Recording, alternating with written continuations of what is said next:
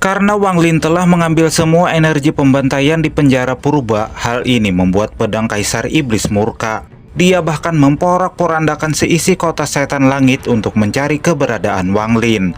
Namun pedang ini tidak dapat menemukannya, karena dia telah bersembunyi di dalam manik penentang surga. Di sana Wang Lin melatih teknik pembantaian surgawi dan berhasil mencapai tahap sempurna. Setelah 5 hari berlalu, Wang Lin akhirnya keluar dari tempat pelatihannya untuk menemui Jenderal Mulihai. Ketika bertemu Wang Lin, sang jenderal hanya bisa tersenyum pahit. Karena ulah Wang Lin di penjara purba, pedang Kaisar Iblis hampir saja meratakan seluruh kota setan langit. Namun kendati demikian, di saat yang sama dia juga mengagumi Wang Lin. Dengan ini, penilaiannya terhadap Wang Lin semakin meningkat. Mo Lihai menatap Wang Lin dan bertanya seberapa kuatkah ia saat ini. Wang Lin membalas bahwa saat ini dirinya dapat mengalahkan Jenderal Mo meskipun tanpa menggunakan teknik telapak tangan raksasa itu. Ketika mendengarnya, Mo Lihai langsung tertawa. Ia memberitahu Wang Lin bahwa Kaisar Iblis akan datang secara pribadi untuk menyaksikan kompetisi. Saat itu, jika kau menampilkan kemampuan terbaikmu, maka mungkin saja akan menarik perhatian Kaisar Iblis, sehingga dapat dipastikan kau akan mendapatkan posisi jenderal. Saudara Wang, malam ini aku akan membawamu menemui seseorang yang penting. Wang Lin menangkupkan kedua tangannya dan berkata, aku akan melakukan yang terbaik. Ia kemudian berjalan keluar dari kediaman Jenderal Mo. Saat ini Wang Lin berada di tepi sungai. Dia ditemani oleh sebotol anggur sembari menikmati indahnya pemandangan dan alunan suara kecapi. Suara kecapi itu muncul sebelum perahu datang. Namun Wang Lin tidak berharap bahwa melodi kecapi itu telah berubah, karena lagu yang dimainkan adalah lagu yang membahagiakan, namun diiringi dengan melodi kecapi yang berisi kesedihan. Selain gadis yang memainkan kecapi, di dalam perahu juga terdapat seorang pemuda yang meminum anggur sembari menikmati alunan kecapi. Wang Lin mencoba memeriksa orang ini. Dia menemukan bahwa pemuda itu hanyalah manusia biasa yang tidak memiliki energi spiritual iblis. Pemuda ini meletakkan cangkir anggurnya dan meminta si nona agar jangan memainkan alunan kecapi semacam itu. Aku hanya ingin mendengar musikmu seperti biasanya. Wanita ini berhenti sejenak dan kembali memainkan kecapinya dengan lagu yang baru. Gema suara kecapi yang mengandung kesedihan menyebar ke segala arah. Pemuda ini menutup matanya, menikmati setiap alunan kesedihan dan rasa sakit di dalam musik. Wang Lin juga melakukan hal yang sama.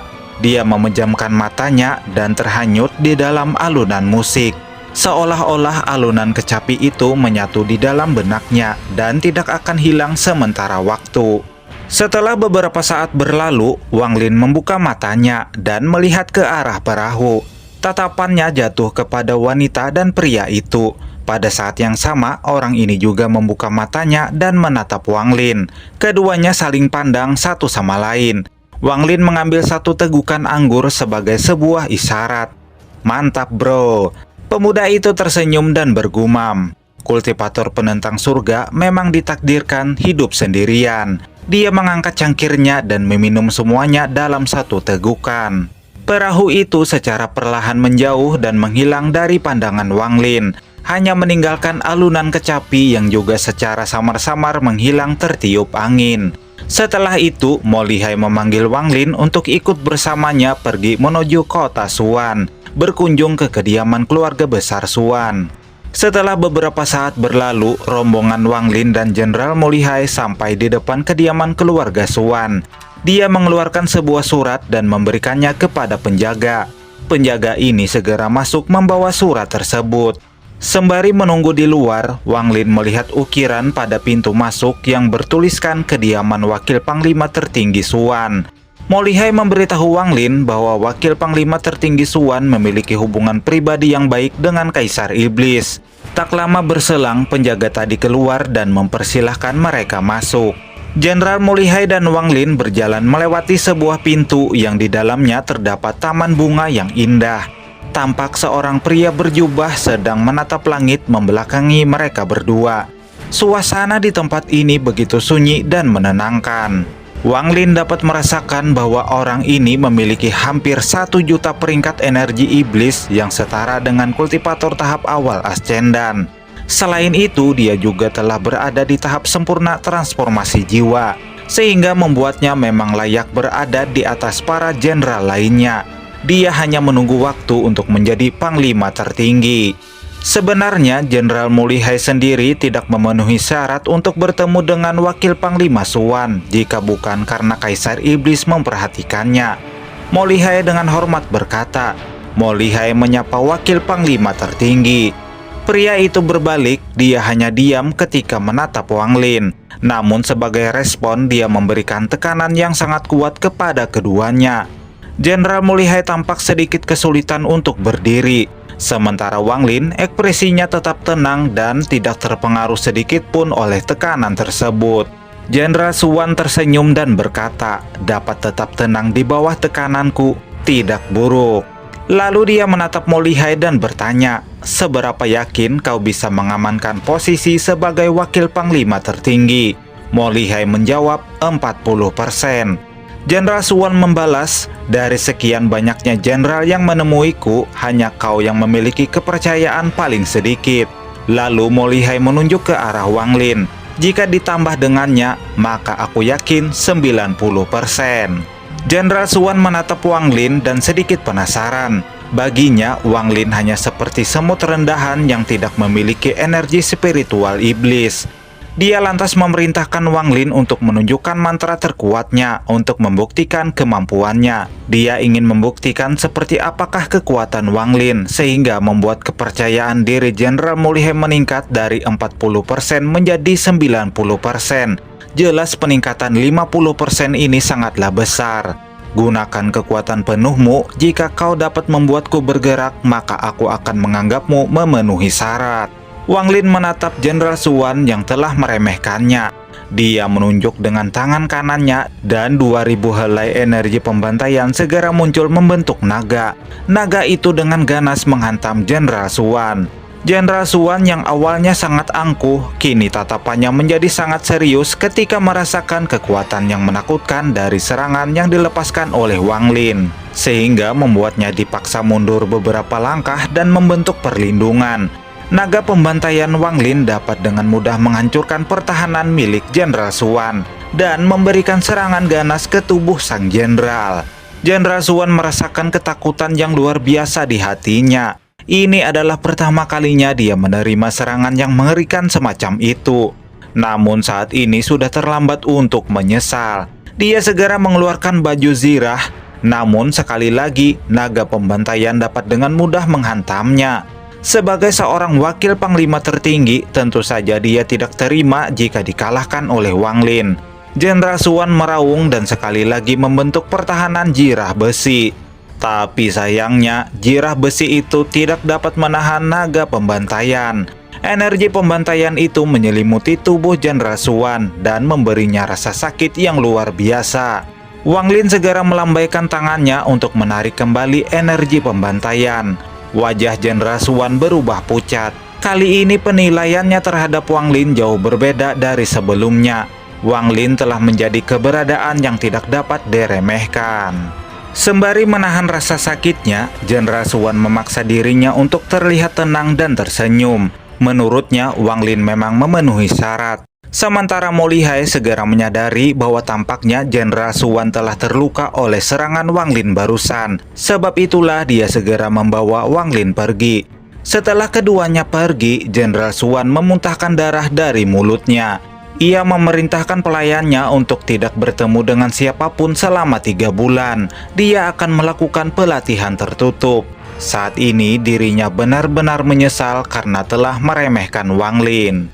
Setelah sampai di kediaman keluarga Mo, Jenderal Mo Lihai sangat begitu senang. Dia dengan tulus berkata, "Saudara Wang, aku akan bergantung padamu selama kompetisi ini.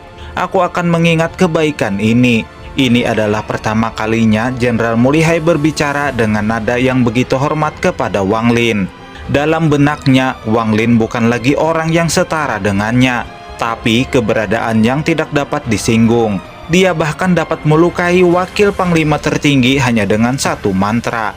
Mo Lihai yakin bahwa dengan bantuan Wang Lin maka dia akan bisa menjadi juara dalam kompetisi para jenderal tersebut. Wang Lin tersenyum dan berkata, "Saudaramu, karena aku sudah berjanji maka aku pasti akan membantumu." Mo Lihai tertawa dan membalas, "Aku punya anggur kono berumur 500 tahun. Malam ini kita berdua akan meminumnya." Wang Lin tersenyum dan mengangguk. Sementara di pavilion pedang yang berada di tengah kota setan langit, Kaisar Iblis tersenyum melihat pedang naga bergerak dengan lincah di dalam ruangan. Dia menyuruh pedang itu untuk tenang. Jika masih nakal, maka dia akan mengirim pedang itu ke Danau Naga. Mendengar ancaman itu, pedang naga langsung kehilangan kesombongannya dan diam. Sementara dunia merah di bawah penjara purba kini perlahan pulih seperti semula. Lebih banyak tawanan dilemparkan dan siklus pembantaian dimulai kembali. Tampak seorang pemuda melakukan pembantaian dengan ganas. Energi pembantaian memenuhi tubuhnya. Ketika naga perak muncul, dia mencoba keluar melewati retakan ruang. Namun naga perak dapat dengan mudah mengalahkan pemuda tersebut dan menghabisinya. Meskipun berhasil menghabisi pemuda itu, naga perak tetap meraung marah karena dia teringat dengan kebenciannya terhadap Wang Lin yang telah mencuri makanannya. Pemuda ini begitu tersiksa karena dia menjadi pelampiasan amarah naga perak. Dia dihabisi berkali-kali hingga naga ini merasa puas dan pergi. Saat ini waktu kompetisi tinggal setengah bulan lagi, sehingga semua orang di kota setan langit dipenuhi oleh kesibukan. Tidak terkecuali para jenderal yang akan menjadi peserta kompetisi. Beberapa jenderal ini akan menyewa tentara bayaran untuk membunuh atau menculik pembantu jenderal lainnya. Karena jenderal iblis tidak boleh dibunuh, hal itu akan mengganggu jalannya pemerintahan. Jadi hanya dapat menyingkirkan orang kepercayaan jenderal. Meskipun semua orang telah diliputi oleh kewaspadaan, Wang Lin hanya santuy di tepi sungai menikmati alunan musik kecapi sembari meminum sebotol anggur cap oleng. Di bawah ketenangan ini, dia menatap langit untuk memahami surga melalui alunan musik. Tapi tiba-tiba dia diganggu oleh tamu yang tak diundang, yakni seorang ahli berjubah hitam dengan pedang ular. Orang ini berada di tahap awal transformasi jiwa. Tidak banyak basa-basi, Wang Lin segera melepaskan jari kematian, dan pilar cahaya iblis melesat ke arah orang tersebut. Pria berjubah hitam mencoba menahannya dengan pedangnya. Tetapi saat bertabrakan dengan cahaya iblis, pedangnya langsung hancur menjadi debu dan menghantam tubuhnya. Dia pun langsung OTW ke alam barzah. Sementara di dalam restoran, seorang tetua dan pemuda sedang memperhatikan Wang Lin. Pemuda itu begitu terkejut ketika mengetahui Wang Lin begitu kuat. Tetapi tetua itu berkata bahwa leluhurnya telah memerintahkan agar menangkap Wang Lin apapun yang terjadi. Salah satu pria berjubah hitam segera melepaskan serangan pedang ke arah Wang Lin. Ketika melawan serangan ini, Wang Lin hanya diam dan kembali melepaskan serangan jari kematian. Pria berjubah hitam itu langsung musnah setelah terkena pilar cahaya iblis. Tetua dan pemuda itu memutuskan untuk melawan Wang Lin secara langsung. Namun tidak semudah itu Pergoso. Wang Lin segera melepaskan energi pembantaian. Ketika tubuhnya melayang di udara, Wang Lin terlihat seperti dewa iblis yang mengerikan, sehingga membuat kedua orang itu merasakan takut yang luar biasa.